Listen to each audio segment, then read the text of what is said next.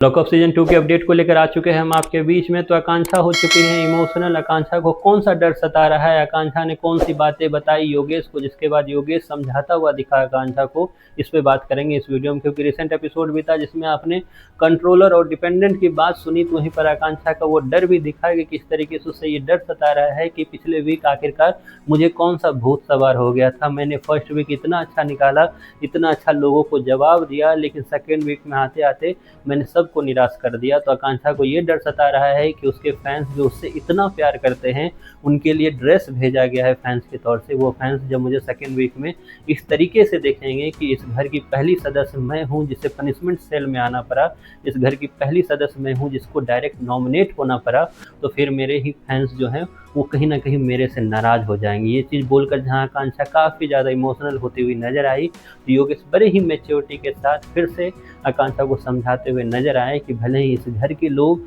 तुम्हें नहीं समझे, तुमने ये सब कुछ जो किया वो इंटेंशनली नहीं किया, ये एक तरह से हीट ऑफ द मोमेंट था।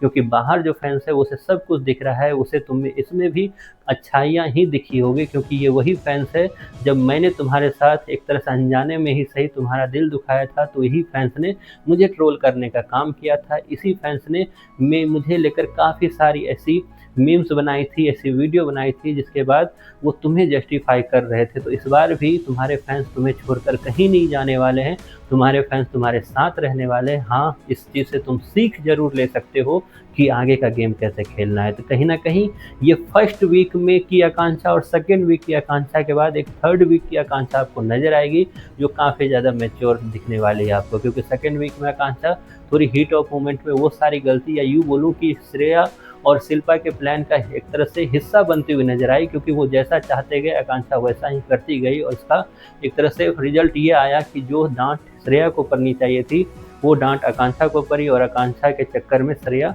सुमरी से निकलती हुई बाहर आ गई। क्योंकि आकांक्षा के चक्कर में श्रेया को उतनी डांट नहीं पड़ी जितनी पड़नी चाहिए थी, और आकांक्षा को ये रियलाइज बाद में होगा कि कहीं ना कहीं गलत के साथ गलत करते करते मैं कितनी गलत बन गई हूँ, ये मुझे नहीं करना चाहिए था। मैं अपना गेम जो सुधार करूँगी।